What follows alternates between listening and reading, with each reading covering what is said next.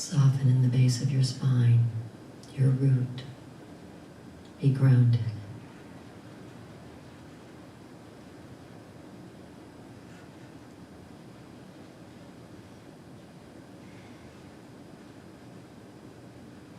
Soften in your pelvic area and relax.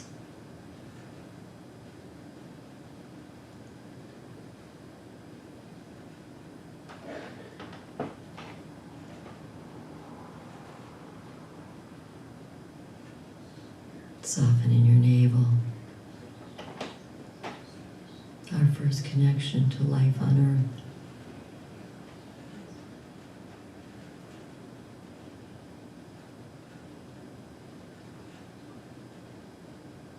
Soften in your solar plexus.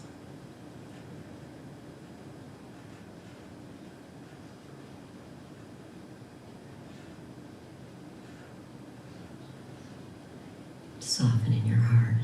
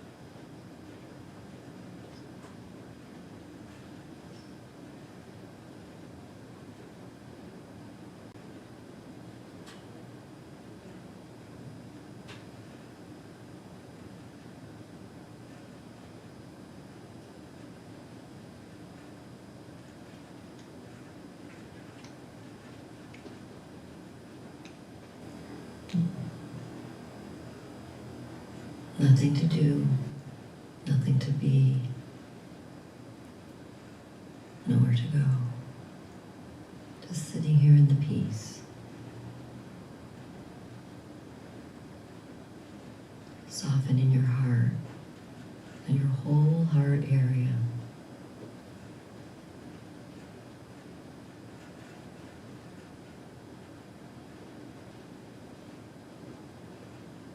Soften in your throat, that your speech may be loving and kind.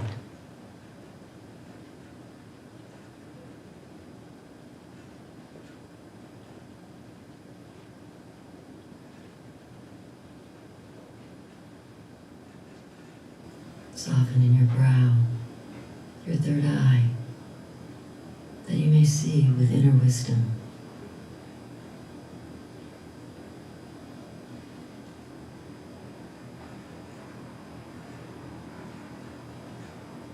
Soften in your crown, that it may allow the divine light to flood in and fill you.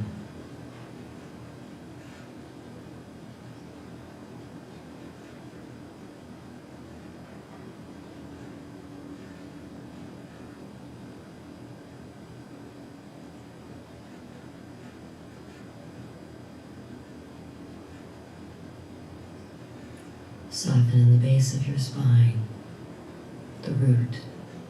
Be grounded and peaceful.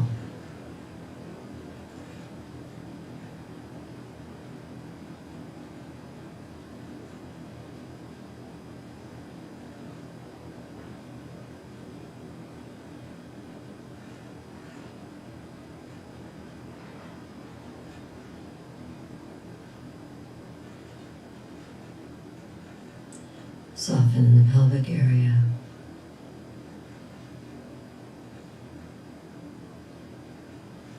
Soften in the navel. Soften in the solar plexus.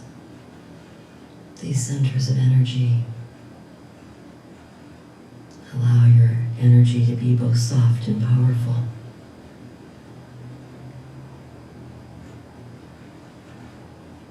Energy of connection and productivity.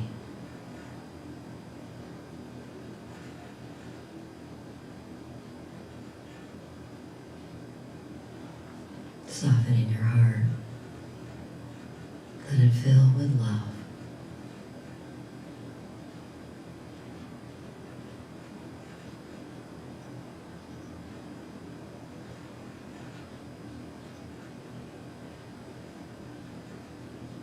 soften in your whole body. Let every cell soften. Soften in your brain. Let it melt like butter on a hot summer day. Let it open.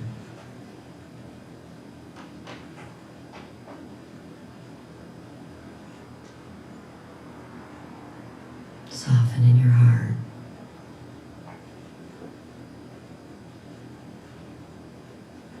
Let it love like never before.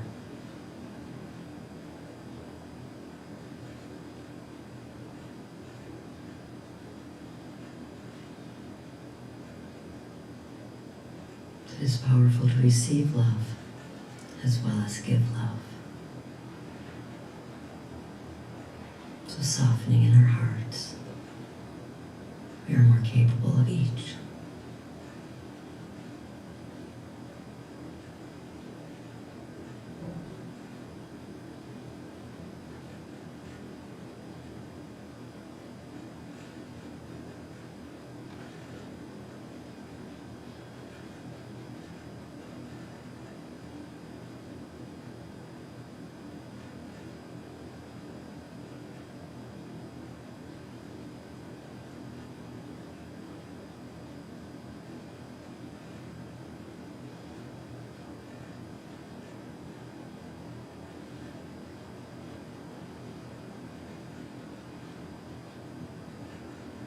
Thank you, Divine Spirit, for this love, for this wisdom, for this time of connection. May this time give us strength to be our best selves, our most loving selves in the world. So it is. Amen.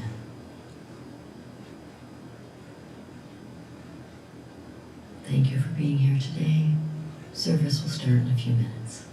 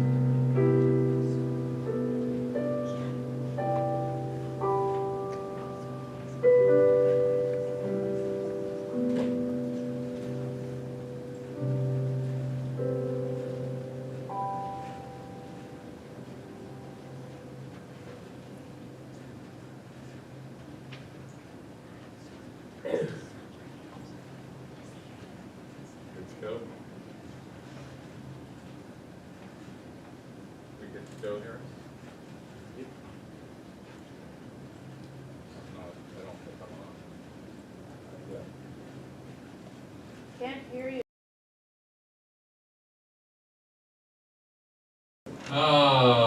Good morning, everyone. Good morning. It's so sweet to be here with you on a cool Sunday afternoon in August. I am always grateful for a few clouds in the sky. That's what I have to say. So it's beautiful to be here today. It's wonderful that we are able to gather here, both in person and also for those of you who are online. It's so nice to be here with you too. And so we have a fun day planned today for our Sunday celebration. So I'd like to go ahead and get started by saying thank you to a few people. I'm going to start off with our music team. We have Elizabeth Hangen as our guest speaker today. And for our band, we have Chris here on the drums. We have Chris on the piano, Brian on the drums. And we have Leon back here on the soundboard, but he's also going to be playing the bass for us today. And there are many, many folks who come and are helping us with our service today. We have Sandra back there who's greeting folks. We have Harris who's on the keyboards. So let's just say thank you. And we have Lisa, by the way, is with our kids, and Malachi's with our kids. And we have a new person helping us out this week. His name is Moses. So we got plenty of folks helping out with the kids. And so we're going to be talking about a special ceremony. Lisa's going to talk about it later. Special promotion ceremony for our kids next week. So bring all your kids next week for sure. We'll have a special thing for them. And, and we wouldn't be able to do this service without our practitioners. And today, Kelly has already led us in a meditation, and then she's going to come up and do invocation and reading and a power talk today. So let's say thank you to Kelly McGrath. And so now is the time for us to just gather together with a nice deep breath. I'm going to take one in. And just let it go. As we allow ourselves to settle back, get into our body with our mind, go down into our hearts as we listen to our meditation video by Gabriel.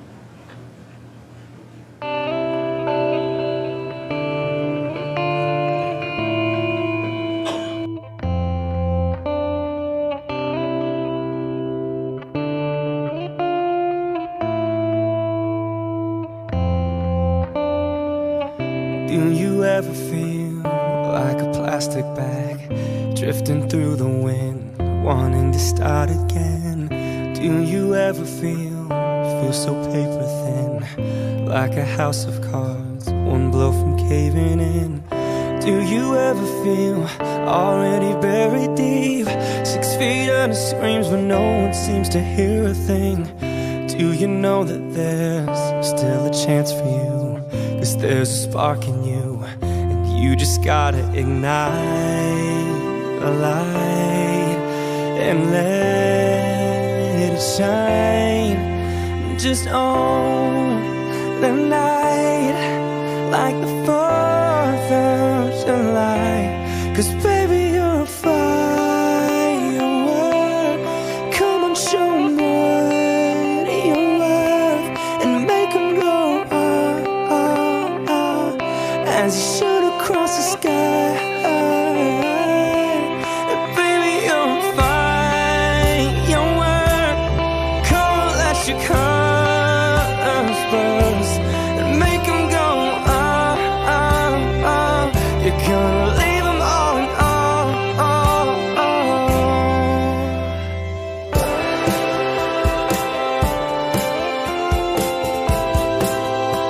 Oh, you're gonna leave 'em all in all.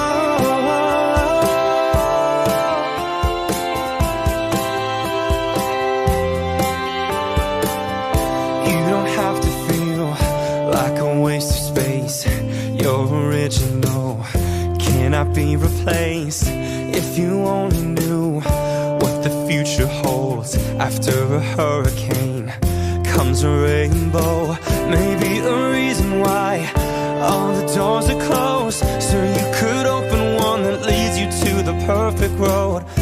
Like a lightning bolt, your heart will glow, and when it's time you'll know that you just gotta ignite the light and let it shine. Just own the night like the 4th of July. 'Cause baby, you're a firework. Come on, show 'em what you're worth. Make 'em go as you shoot across the sky. Baby, you're a firework. Come on, let your colors burst and make 'em go You're gonna leave 'em all in awe. So don't let 'em take your life for granted. You're the only one who needs to rule your world. When life leaves you feeling empty-handed, light it up and show 'em what you're worth.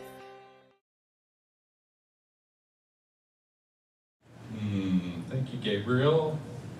I watched that several times last night. It just seemed to sing to me, so to speak. So, and we're going to do it again. It really sings to me, exactly. So I'm going to go ahead and ask Kelly to come on up, and while she's coming up, I'm going to go ahead and light our peace candle, knowing that Kelly will keep us in peaceful prayer in her invocation. That would be my intention, for sure. So I had the thought during that beautiful meditation that Gabriel did for us. What if COVID was all of us being caterpillars and going into our cocoon and liquefying and coming back out more magnificent than ever? What if that we're still in our cocoon and we're still liquefied, and so that's why the world is not quite to magnificence yet, but it's on its way. I like that. So let's pray.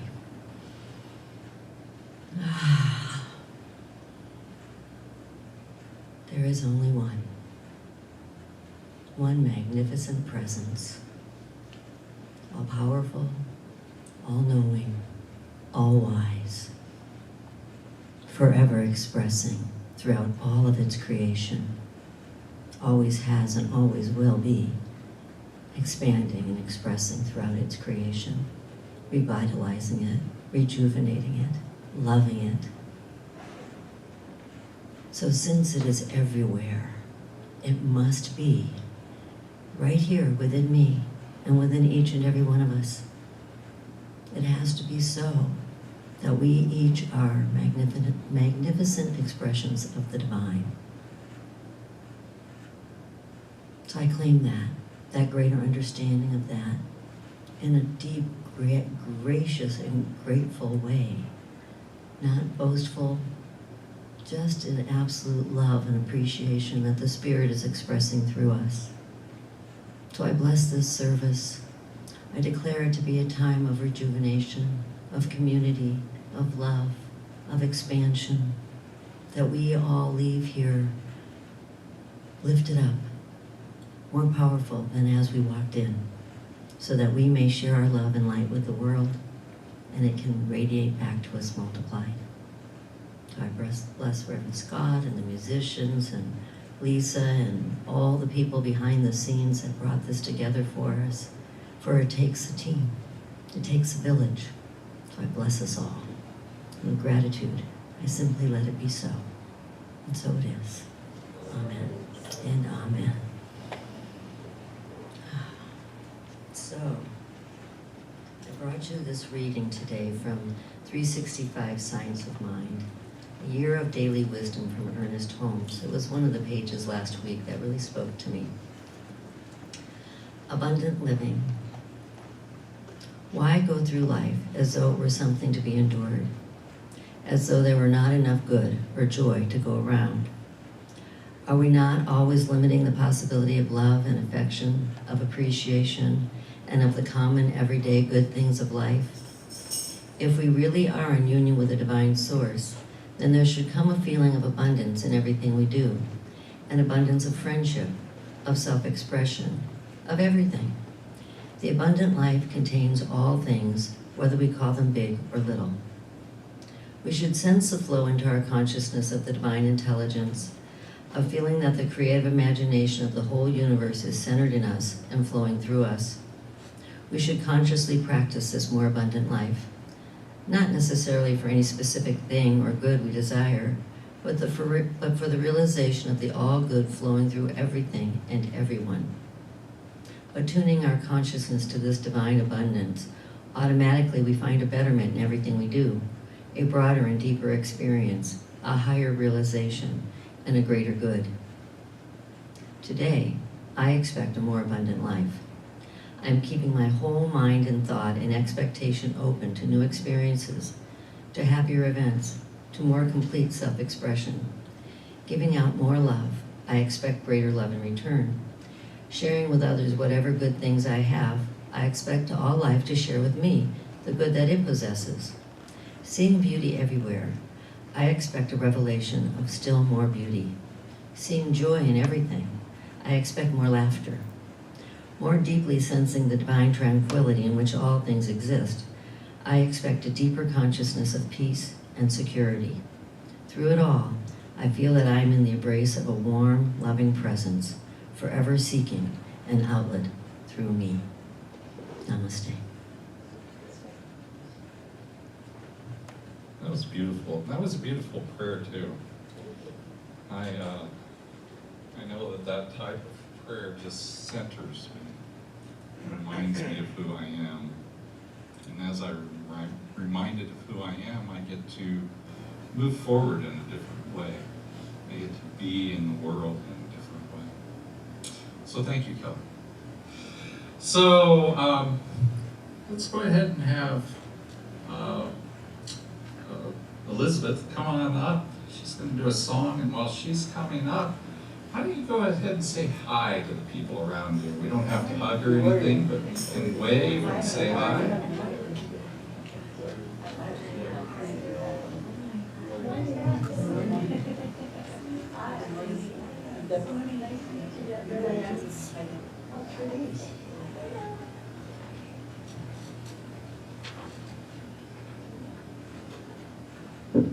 Good morning, everyone. Good morning to those who are online, and good morning to my mother. I think she might be watching this morning. So it takes all of us, all the hands on deck, to make the world go round, and it takes all kinds. We want to have a lot of variety in our life.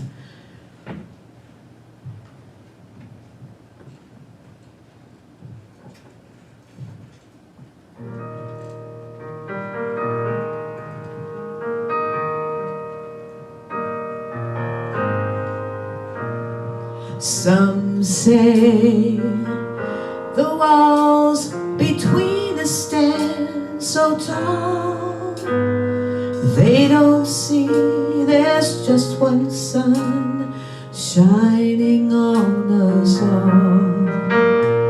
But I say we each choose roads to call our own, but none of us is traveling through this universe alone. And this circle goes on and on. It began before us, it'll be here when we're gone. Oh, and this circle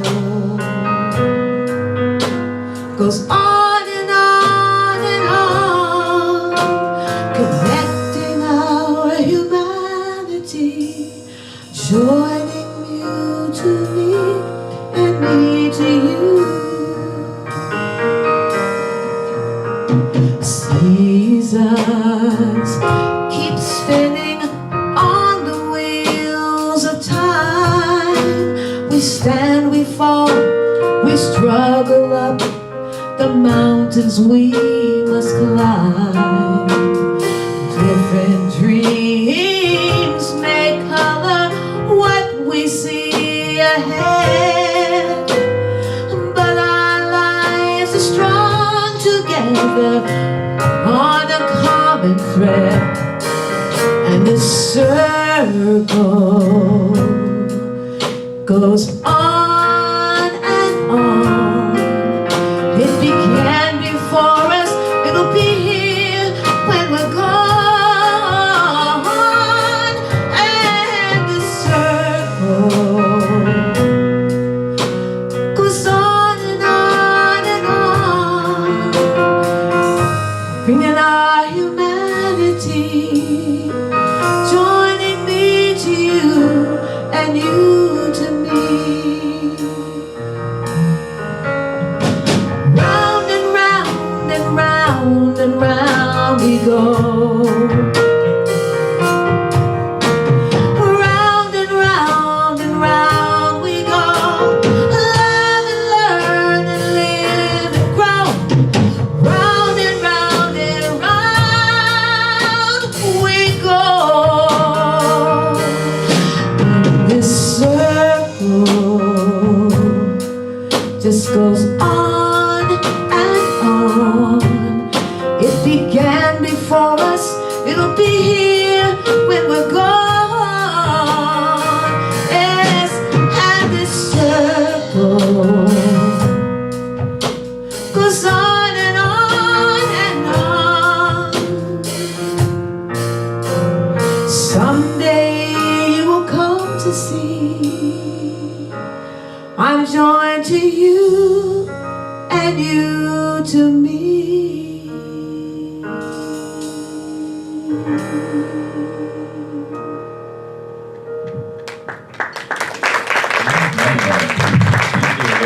Thank you, Dan.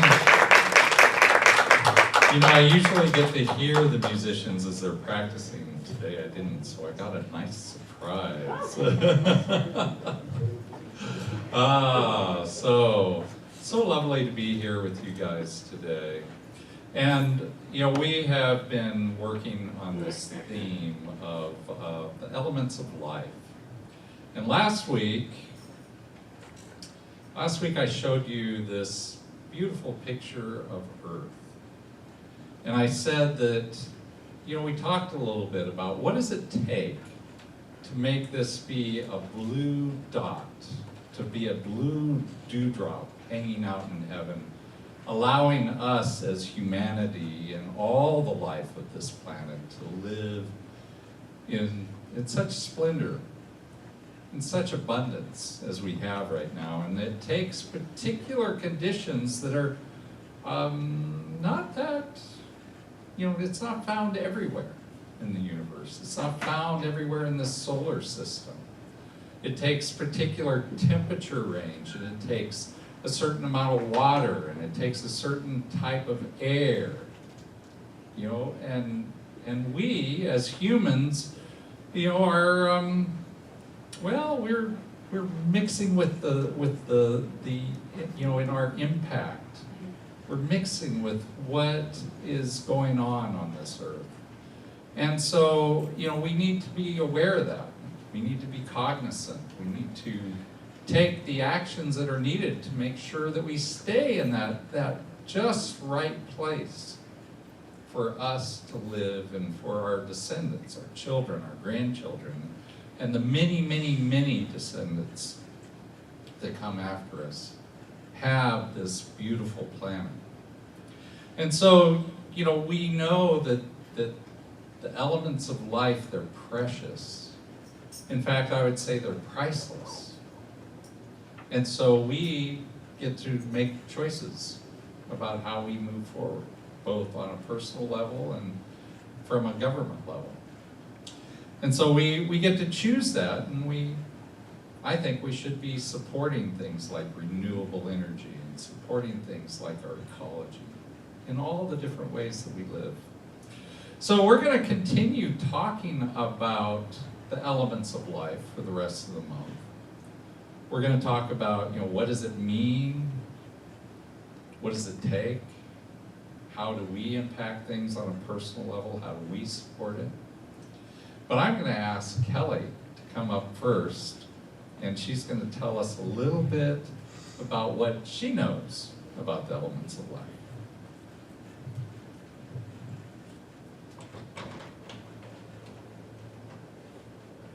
Wow, the pressure on me now. Yeah. So it's really an honor and privilege to be here, and I'm happy to be here. And so, the talk title is It Takes All Kinds, and it occurred to me it takes all kindness. And so that's what I thought I would base my little talk about, is the power and the wisdom of choice, and what we choose, whether we choose kindness or something else. Spirit has such a funny sense of humor. I might have left a couple minutes later this morning than I wanted to be here. And so, of course, I'm preparing this talk, and I get behind a car on a single lane road that is going 12 miles an hour. I kid you not. So I was like, okay, let's be kind and let's bless. So I did prayer that they arrive safely wherever they're going, and I turned as soon as I could to get away from them. So it was making me laugh because, then I got stopped by the train, and then I had somebody cut me off that just barely missed me, and I kept saying, okay, I'm going to choose kindness. I'm going to send them love. And so when I asked Spirit what I ought to talk about with this talk title of It Takes All Kinds, I kept getting a picture of a box of chocolates. I'm like, really? For Sunday morning service, a box of chocolates. Okay, well, it does take all kinds. You could have a box of chocolates that's all one kind, but usually, there's some chewy, and there's some nuts, and there's some crunchy, and there's, there's usually 1 or 2 pieces of coconut. And I learned at a very early age that coconut was the best piece. And it seems that there's, 2 camps about coconut. Either you love it or you hate it, and there is no in between. And I didn't care what anybody else thought. I love coconut. I still love coconut. Now, I wish I could tell you that this little girl learned that lesson and carried it into every aspect of her life, that I didn't care what anybody else thought. That was their problem, and it was more coconut for me. But did I do that about self-criticism or self-doubt or, questioning my talents or my gifts? Oh no, I listened to all those other people, and it still takes me. I wish I could say every day I was just like coconut. What makes my heart sing doesn't matter what you think about it, right? So I ask you about you and your coconuts. Are you kind with them? Are you loving with them? Are you critical and judgmental of your things? Or do you try to fit yourself into other people's boxes? I know I certainly did. I certainly do. And I'm so grateful to have prepared this talk about a box of chocolates, because the coconut is teaching me that as long as I am honest and loving and kind and curious, it doesn't really matter whether I fit in your box. I need to fit in my box and honor what's in my heart and in my soul to express. Oh, how I wish I knew that a long time ago, but I'm grateful for it now, very grateful for it.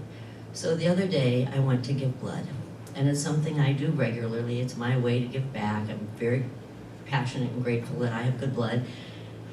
And this young man, when you go, they all do the same things, and we're all unique manifestations of spirit. So some of them are just about their task, and some of them are, want to talk to you, want to visit, So this young man, who could not be more opposite of me, takes me to his station, and we're doing our thing, and he right away says some things that are not what I believe, and are not where I want to go. So I thought, okay, preparing this talk, am I going to choose judgment and shut down and don't talk to this man? Or am I going to choose kindness and connection? So I chose the latter, gratefully. And we had a little discourse back and forth. But then I noticed beads around his neck. And I thought, I will say, I didn't ask about the beautiful woman on his arm. I really wanted to, but I bit my tongue on that one. But the beads I decided I could ask about. And I asked him if they were mala beads. Now, those of you that know me know I love mantras and I love mala beads. And so I asked him, and he said, oh no, this is my rosary. He said, every morning before I leave the house, I pray a full rosary. I fill it with love. I pray for my family. I pray for the world. I pray to be a living presence. I was in shock. And I was so grateful. And I said, did you know? He said, and then I wear it so that I bring that loving energy with me everywhere I go. My heart is like pitter-patter. And so I said to him, did you know that the rosary has the same number of beads, the big circle, as mala beads? If you go around the big circle twice, it's the same number. And he looked up and with this brilliant smile on his face, it's like, really? That's so cool. And I said, yeah, you know, lots of countries and lots of cultures have different traditions, but they all kind of come back to the same thing. He's like, that's really cool. Like, he was so excited to learn that about mala beads and rosaries. So it reminded me of a song we used to sing in this philosophy, because we teach that we are one, and we teach the power of choice. And the song goes, we are one, we are one. I am you, you are me, we are one. And in this unity, we all live in harmony, and peace shall come, for we are one. So that's been going off ever since this guy that's totally opposite of me, you know, came into my life. So I'm so grateful. So I want to close. I'm probably out of time, but I'm going to read you this anyway. It's by Emmett Fox, a powerful metaphysician, and it's about love. Love is by far the most important thing of all. It is the golden gate of paradise. Pray for the understanding of love and meditate upon it daily. It casts out fear. It is the fulfilling of the law. It covers a multitudes of sins. Love is absolutely invincible. There is no difficulty that enough love will not conquer, no disease that enough love will not heal, no door that enough love will not open, no gulf that enough love will not bridge, no wall that enough love will not throw down, no sin that enough love will not redeem. It makes no difference how deeply seated may be the trouble, how hopeless the outlook, how muddled the tangle, how great the mistake. A sufficient realization of love will dissolve it all. If only you could love enough, you would be the happiest and most powerful being in the world. It's a tall call. So I invite us all, if only we could love ourselves enough, we would be the happiest and most powerful being in the world and have more love to give to the world and to enjoy it. Namaste. Can you close that door for me, please? All right. That was a beautiful story. Maybe we've said enough.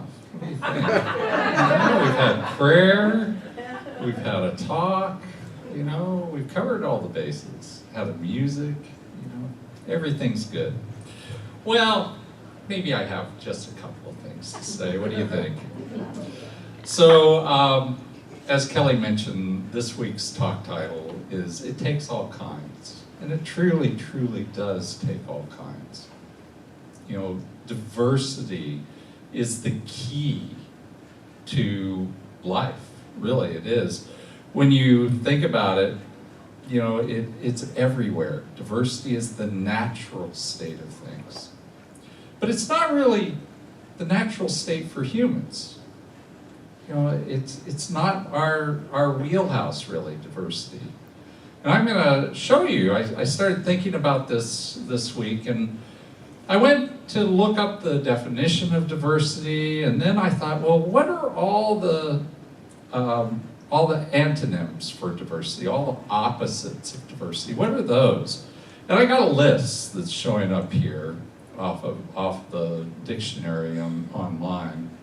And it says words like uniformity and consistency and harmony and standardization. Oh, you know, I'm a recovering control freak, so standardization is great for me. Stability, community, unity. Who doesn't like those words? Who doesn't, you know, think those are good words? And then I looked up the synonyms for diversity, words that are similar in nature to that. And this is what the list I got was: assortment, medley. Well, I'm okay with those words, but then we go on to things like dissimilarity. Who wants dissimilarity in their lives? Or variegation. You know, I had to think about how that was actually pronounced for a moment. And multiformity and heterogeneity, and oh, the one that sounds the worst is multifariousness. Multifariousness, what the heck is that? So not are they only words that I have to think about, what do they mean, but they don't even sound nice, you know? And just to kind of put the point together, what if we put a couple of these words together, which, you know, that mean kind of the same, really the opposite of each other? Which do you prefer? Do you want uniformity or dissimilarity? Do you want consistency or variegation? Do you want standardization or multiformity? You know, we don't even say those other words. And so there is this tendency among us humans to want not diversity, but sameness. That we feel comfortable in that.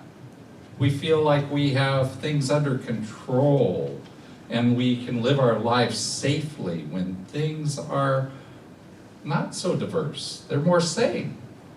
Now, you know, I was thinking about where is it the most sane in my life? And you know what I came up with? I wrote about this in the newsletter this week. My underwear drawer in my dresser drawer. Right? You pull it out, and what you find is, you know, Calvin Klein boxer briefs and Golden Toe socks. That's it. No, I don't take any other brand, you know, just those. And the reason is because I get up in the morning, I'm half asleep, eyes are half closed, I walk over, I grab what I'm gonna wear for the day. I don't have to look at it. I don't have to know anything about it. I just pick it out, and there we go. And that makes for a fairly comfortable life for me. I like that. And I don't think having, you know, sameness in my underwear drawer, you know, has anything to do with the world. But I think it is the way it just kind of points to how we like to live our lives. And so, you know, that is true for my underwear drawer. It's okay.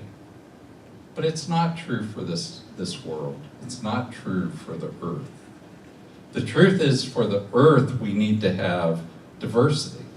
And we know that because everywhere we look on the earth, everywhere that life was just able to be life, the way it was before humans came, there's diversity everywhere. Now, I think that the reason we tend to not like that diversity is because, as far as the earth goes, is we like profitability. You know, we want to make the most bang for the buck for every square acre that we can have, or every little piece of land that we have. And so, if somebody's a farmer, they choose what kind of farmer they're going to be.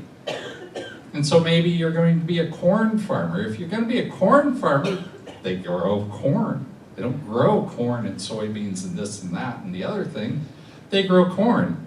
And so what you end up getting is you get this, which is a picture of cornfields. And if you were to get up high enough, you would find them stretching everywhere. Who's been to Iowa and seen cornfields in Iowa? There's cornfields in a lot of the land, but Iowa produces the most corn. It's not the biggest state or anything either. They produce 13 million acres of corn each year. 13 million acres. And, you know, that's great if you're a cutworm or a rootworm or an aphid that loves corn, right? Because they just come in there and they go, ooh, you gave me a feast. But it's not good for us, really, in many ways. The world likes diversity. So when we look at what the world produces, what we actually find is, for instance, the species in Amazon. They're just Amazon, which is primarily Brazil. It's the rainforest primarily in Brazil. And you look at how many species there are. And you'll find that there's 40,000 species of plants. There's 1,300 species of birds, 3,000 species of fish, 427 mammals, and 2.5 million species of insects.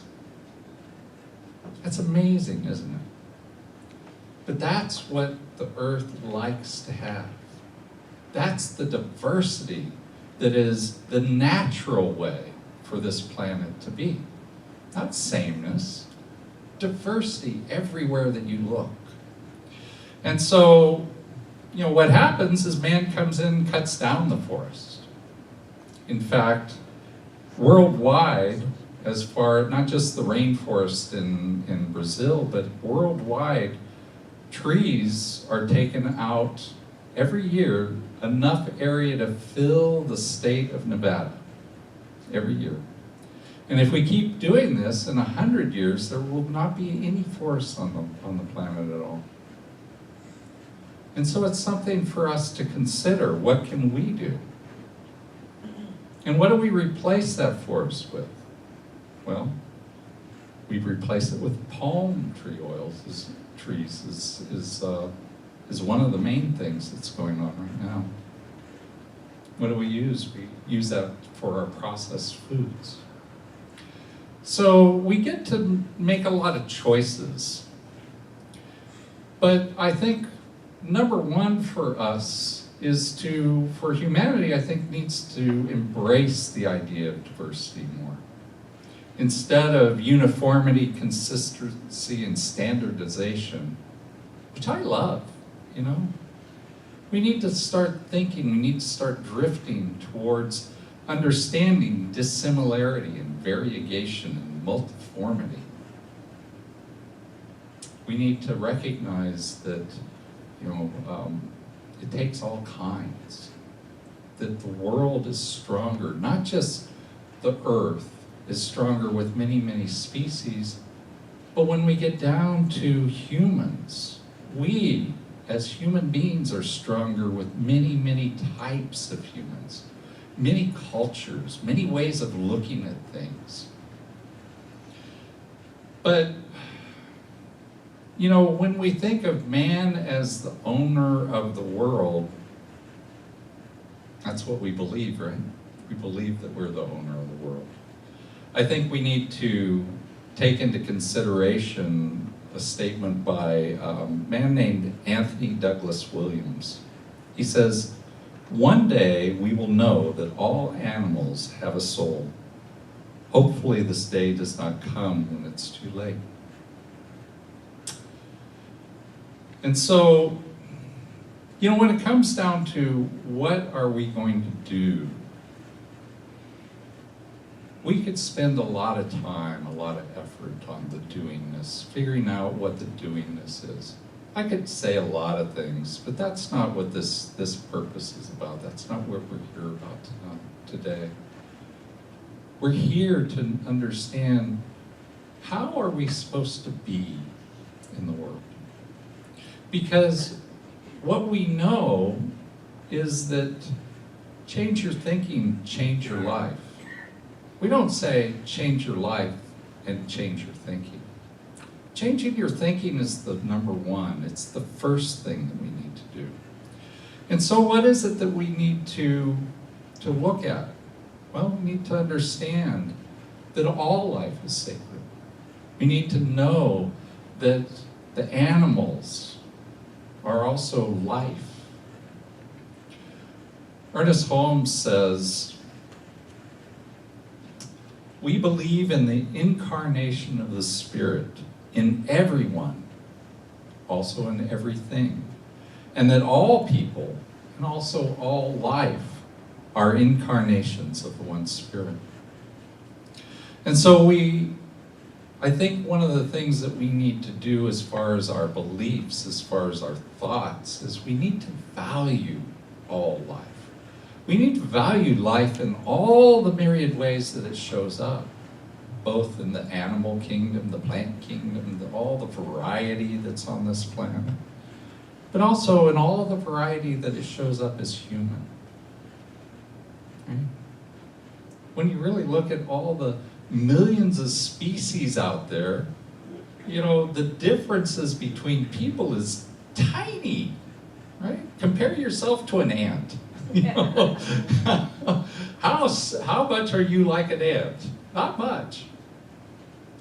But as a human, all the different ways that we show up, all the different colors, all the different cultures, all the different languages, those are tiny differences, tiny between individual humans.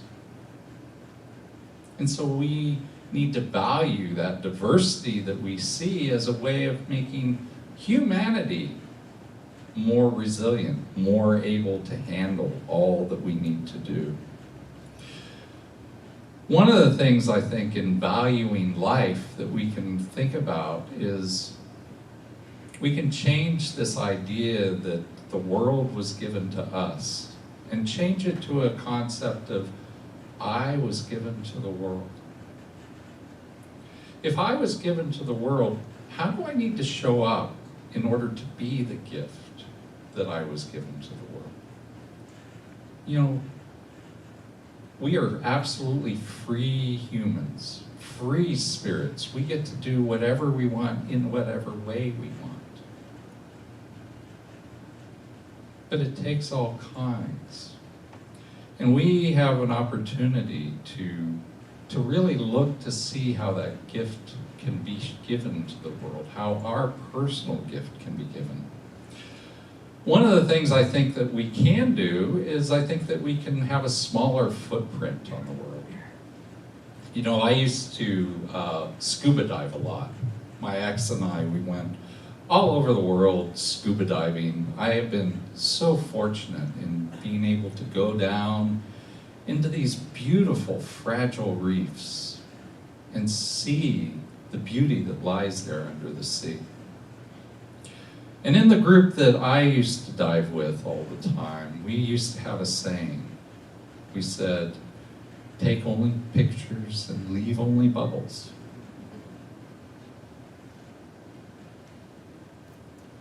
And I think we can take that into our regular life, into our everyday life. How can we have such a small impact on those coral reefs? How can we have such a small impact on the world around us that all we are doing is taking only pictures and leaving only bubbles? We allow ourselves to move through life in a way that's in harmony with the world. That's how. And that's the world as the world, but you know, I think Kelly's story of the young man that she met is beautiful, but it's not unique. It's not unique if we open ourselves up. I've talked about walking in my park. You know, I take walks with my dog Ganesh, and he has this big afro, you know, and the people just love. I hear comments about it, you know, 5 to 10 people every time I go for a walk stop me to say something about Ganesh's hair. And it's an opportunity for me to talk to them, which I love, I adore. Yesterday as I was walking Ganesh, the park was just filled. It was full to overflowing. You know, and there's different types of music going on, there's different types of imbibements going on, you know, there's even some of the little, you know, variety that's smoked too, you know. And as I was walking along, I'm just walking through the park and I'm just saying hi to people as they say hi or say something to Ganesh. And I walk by this one group and they say to me, they go, "Hello, officer." And I'm like, is he talking to me? And I turned to him and I went over and I chatted with him for a while, you know, explaining, I didn't say I was a minister, but I told him, no, I'm not an officer. And he told me, He was just joking, and they were there to have a baby shower, and it was a huge group of people, probably 50, 60 people there having this baby shower out on the park. And again, like I often do, I told them, I'm so glad you're having a good time in this neighborhood.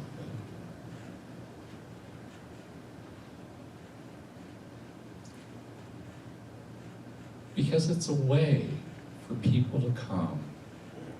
It's a way for us to mix together. It's a way for us to recognize the diversity. It's a way for us to see that it takes all kinds. It's a way to show love in the universe. And you don't have to have a dog called Ganesh or a park in your neighborhood. We have the opportunity, just like Kelly did with her young man, to interact with people from a place of love, from a place of kindness. And maybe even the people that we know, we can come from a place of kindness. We can come from a place of knowing that we're all doing the best we can in this moment to take care of our needs. And when we do that, when we bring our heart to whatever situation we're being in, that's where we get to change our thinking, change our life. Not just for ourselves, we get to have that impact on the people around us too. I'm sure, the interaction that Kelly had with that young man, it's going to stick with him. Maybe not in his conscious mind forever, but it started thoughts. It started a new way of interacting, new belief. And that actually has huge impact on people because it starts a new tape that gets played over and over and over again. And so if we can come from a place in the world of recognizing and honoring the diversity and knowing that our place is the life that God is to support that in all its different forms, then I know that the world will work around us. It will work for us. And so we want to come from this place of work, of doing the work that's necessary for the planet, for humanity, for our descendants, and for ourselves. And so Harris has created an affirmation for us for today. I'd like to go ahead and read it together. It's up here on our screen, and it's back there on your screen if you're online. It says, I am essential to the works of life. Let's say that again. I am essential to the works of life. And so as you go out into your week this week, what I'd like you to do is I'd like you to think about and notice, what are your thoughts on diversity? Do you prefer sameness, or do you prefer a little diversity in your life? And, how do you see other people? How does that show up? When you look at other people, how do you gauge them? Do you value the diversity that they bring to you? And I'd like you to think about, how do you see yourself as a gift to the world? How does that show up? How can you bring something to this world that is a gift to all people and all life? And most of all, if you're not quite sure what to do, it's okay, because we don't have to figure it out up here, because that's the ego thinking. All we really need to do is follow our hearts. And if we do that, then you just let Spirit guide you. Thank you, and namaste.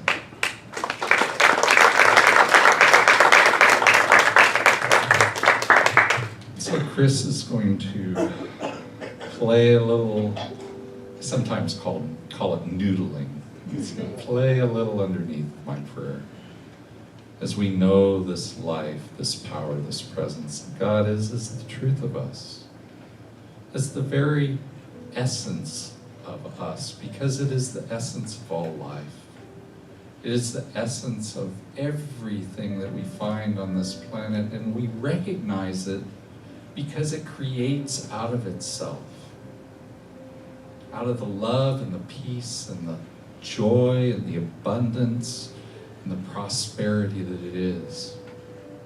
And so when we look out onto life, we know what Spirit is because we see the reflection of all that God is in the millions and millions and millions of species on this planet, in the diversity that we see out on this world, in the diversity that we see among humans, the blessedness that we see there in each individual life, living its own life as an individualized expression of the divine, and yet part of the one. Part of this life that is love, this life that is peace, this life that is wholeness and joy and prosperity. We all come from that place. And as we live a life of kindness, we get to align ourselves more fully with all that Spirit is. When we come from a place of love, we get to create around us sanctuaries. They abound. They are natural. It's the natural way for us to be. And so as we step into that way that Spirit guides us towards, that place of acceptance, that place of love, that place of peace, that place of joy, we get to be with each other, knowing that each and every one of us is the one life, knowing that we are all God's children.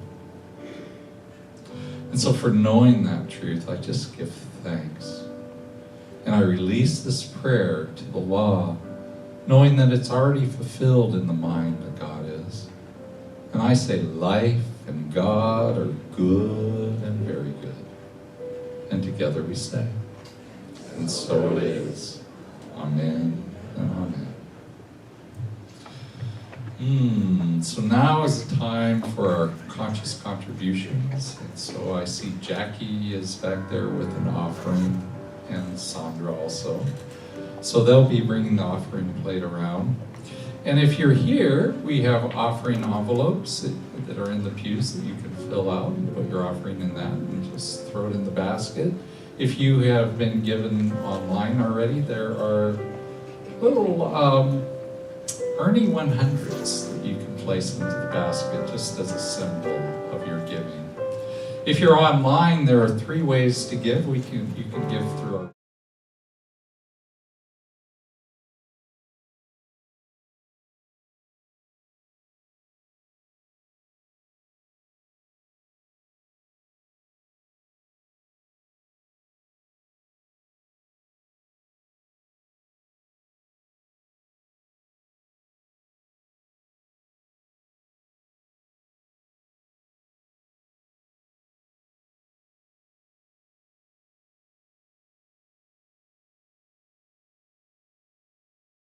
gift and put it to your heart and repeat or say along with me this.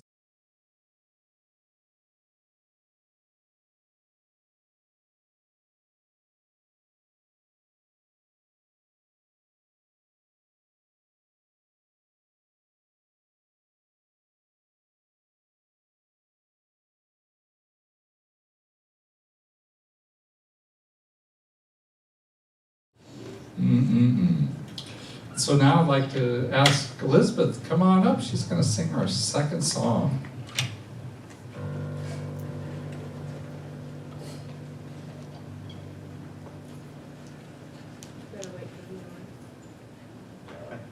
We didn't wait for him last time, sorry. We just launched right in.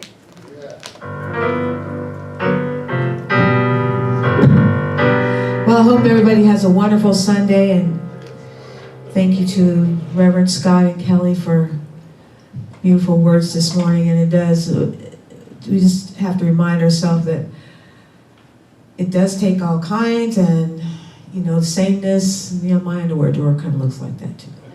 Only not Calvin Klein's. Although I do got a thing for black underwear, okay?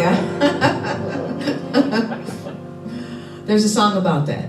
Meet me with your black drawers on. Have you heard it? I know. If my mother's watching, I'll be in big trouble. But we are going to do a song by Sly Stone. I think everybody's familiar with this song called I Am Everyday People. Yeah. So I hope that you'll sing along with what you know of it. And so here we go.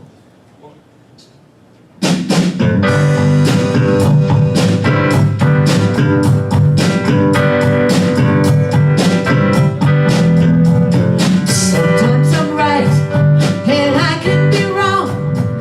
My own beliefs are in my song. The butcher, the baker, the drummer, and then makes no difference what group I'm in. I said I am everyday people. Yeah, yeah.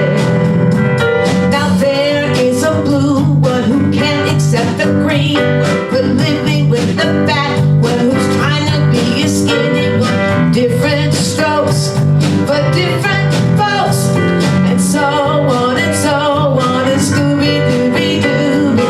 Ooh, sha-sha, we got to live together, yeah. 'Cause I am no better, and neither are you. We are the same, whatever we do. I say you love me, you hate me, you know me, and then you can't figure out the bed I'm in. I said I am everyday people. Well, well. Now there is a long hair who doesn't like the short hair for being such a rich one. Will not help the poor one. Different strokes for different folks, and so on and so on, and Scooby-Dooby-Doo. Ooh, sha-sha. Come on, y'all.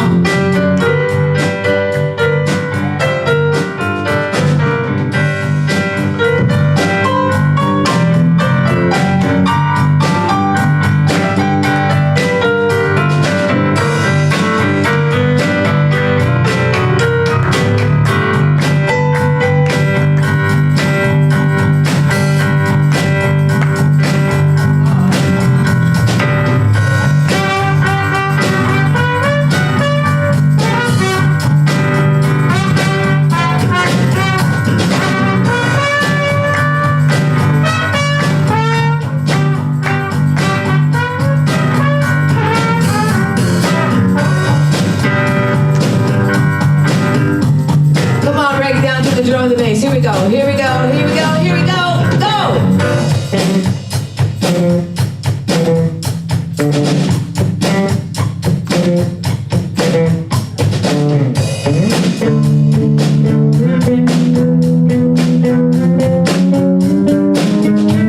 Oh yeah!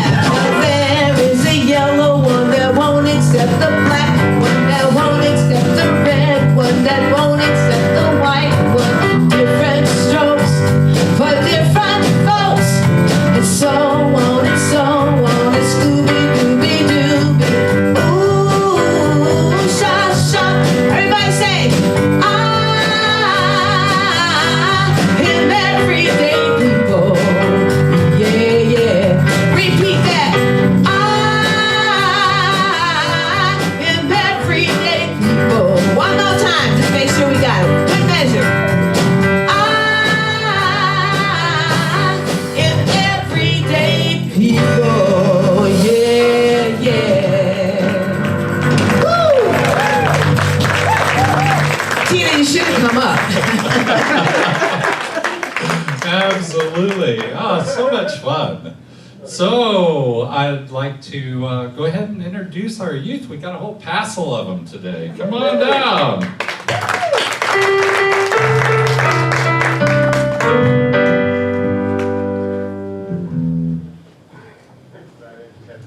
morning. Good morning.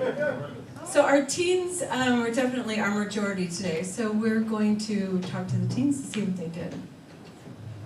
All right, so Naoma's going to tell us what we did today. I'm Naoma. So basically, we made these boxes, if you guys want to show those off. And we were going a lot into confidence and comfort zone and just reintegrating ourselves back into society or school or wherever else we need to be in a social group. And so these boxes were meant to represent being locked in that comfort zone on the inside. And then the outside was supposed to represent things that we want to do or things we want to be more confident in doing. And so it was a really fun experience, and I feel a lot more confident going back into school now. So. Yay. Is there anything that we discovered about the inside and the outside?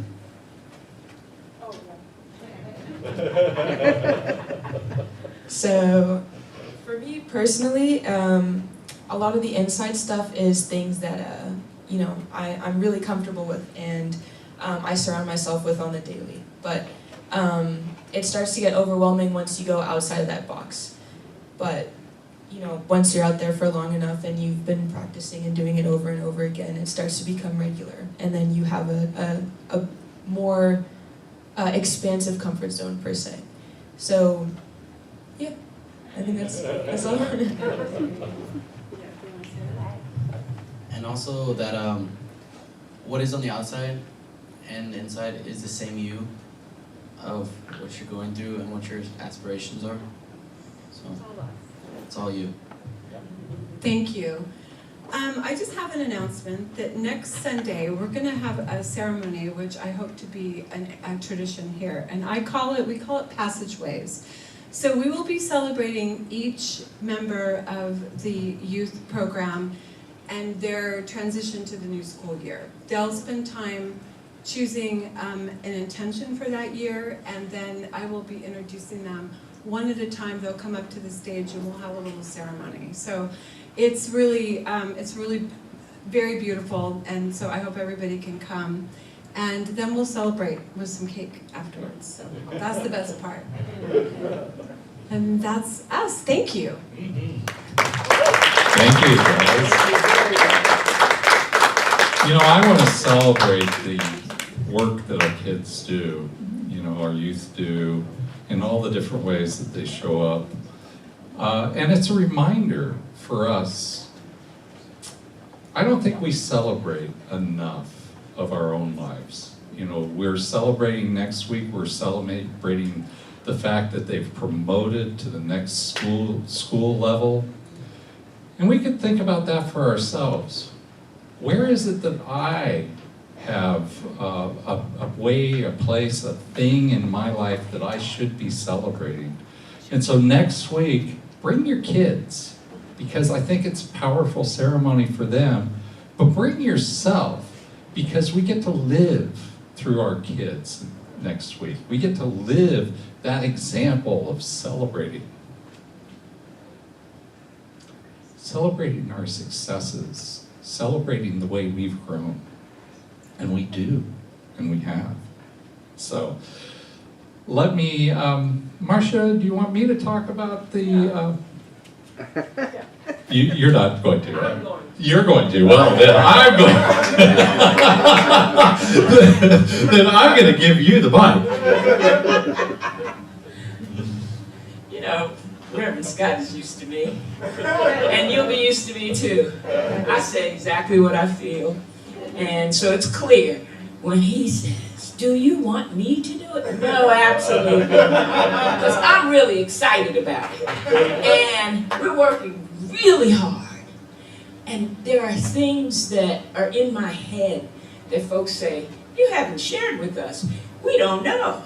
So let me talk a little bit about this event. It's called the One Night Only, and it is the live concert with Ricky Byers and Reverend Michael Gott. And I have to tell you, that is going to be the event of the year. That's the kickoff for our annual celebration of fundraising. So I am asking everyone, get on this train and go with us to this concert and have a ball. Now, the concert is a musical celebration, and I don't know if you've heard Ricky Byers or Reverend Michael Gott. If you haven't, go online and find them. YouTube, look for them. I think we even have something, or we may have something on our website with their music. Ricky has told me that everyone in the audience will determine the fun that we have. Because she's going to read the audience and sing for you. Not for herself, for you. And that's special. Am I right, my friend over there, Leon? So I want you to be there. Now, I got an email this morning, and put it on your Facebook page, your Instagram. We need everyone there. We have 999 seats, and I want every one of them. Then we have live streaming that I am working. There's a young man that I'm talking to right now. So the hope is that he will do our live streaming, and so that all those folks that can't be there will come by live stream. But there's another thing, and it's called a countdown. So I got an email or text this morning, and one of the folks that's working in the marketing team says, okay, I have this thing, and we're counting 5 weeks to the event. I said, oh, I'm counting days. And I'm counting how many seats we have to sell every single day. Because that's what I see it as. Break it down to the smallest number. So let me say this. As a congregation, and with all of our friends, if we can sell 27 seats a day, that space will be full. So I know that we didn't do this event here, and he's going to tell me shut up in a minute. We didn't do that event here because we didn't have enough space. So I know that this congregation has 300 seats filled already, okay? Because we have to prove that we didn't have enough space. If we just have 200 people, we could have done it here. We don't want that. So we can sell 300 seats, but we have days, and I'm gonna give him that 5-week thing and break it down to days, because I want us to know that we're creating an event that we all are a part of and we can be proud of. So that's all I needed to say. And I know Reverend Scott couldn't say that. No, I cannot. You know, it takes all kinds to run a church. Oh, Lord. You know, I just want to add to what she said, that this is a professional concert. This is being put on with the best sound, the best venue, the best singers, the best band that you're going to find anywhere in Southern California. And so it's not just something, you know, to do for Ahiah, it's something to do for you. It's an experience for you to have. You know, it's the kickoff, really. That whole day is the kickoff for our 80th anniversary celebration. It's going to start at 1 o'clock with my ordination. We're going to have lunch here, and then we're going to go on to the concert. It's going to be a full day. Just block the whole day off on your calendar and come along with us, because we're going to have a lot of fun. And so just to remind you, your ordination, there's only 60 seats for lunch. That's all we're buying. That's all the room that we have. So the first 60 people who RSVP are the ones who get the lunches. So make sure that you get in there and sign up today. You go to ahiah.com/80, and there's a place there for you to do it. There's also a souvenir book that we're putting together, a really special souvenir book that we're going to hand out both here at the ordination for the program and also as the program for the concert. And so we're asking people if they want to do well wishes. We've sold $725, I think, so far for that, but we haven't sold that many of the small ones, you know. So if you want to get a well wish in for myself or for Ahiah on their 80th anniversary, it's $10 to do that. If you want to get a picture of yourself and, you know, and well wish that goes along with your picture, it's $25 for that. And I'll be around today after service. We can take a picture together if you're here today. But you can also get a hold of me, call the office, give me an email, revscott@ahiah.com. I'll be here Monday, Tuesday, Wednesday. We need to get those in so that we can get the book published by the end of I think we said the 3rd of September, so it's coming up pretty soon. So, and I'm going on vacation soon, so, you know, get a picture if you want a picture with me. And Harris is doing all of the layout. If you need layout, don't worry about layout, because all you have to do is talk to Harris, give him the words. He's a master of laying things out. We have a couple more tickets for Hollywood Bowl, right? We're getting close. I think it's next week, right? It's next Sunday. So, you know, buy your tickets now if you haven't bought them. We're selling all the tickets online, but you can talk to Barbara if you're here at the house today.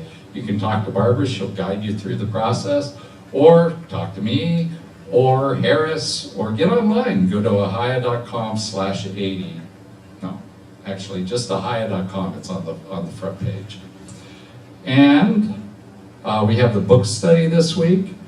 And I want to remind you of our practitioners. We have a whole passel of practitioners. Would our practitioners who are here today stand up? I see Myrna and Jackie in the back. I see Kelly.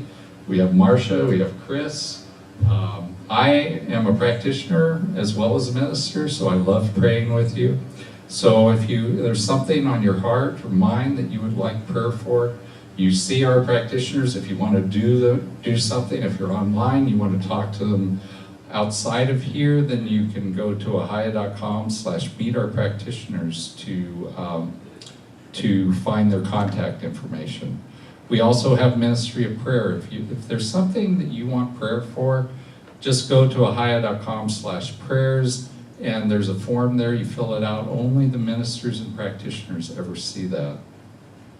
And then we have Dial-A-Prayer, which is a weekly thing that we do that gives you a great message, a prayer and a message.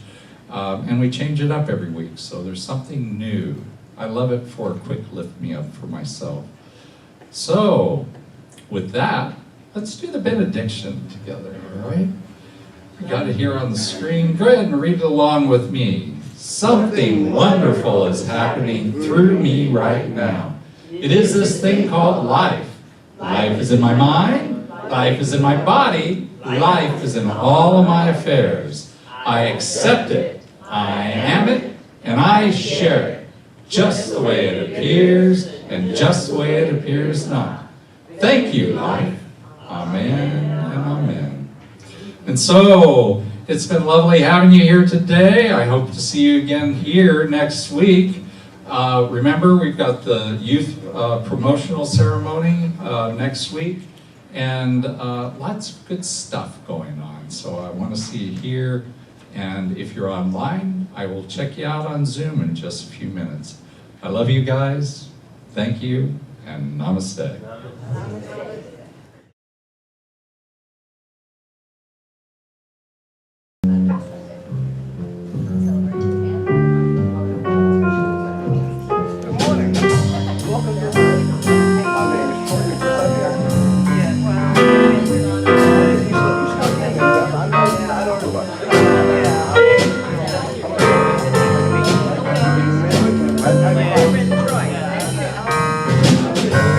Come back.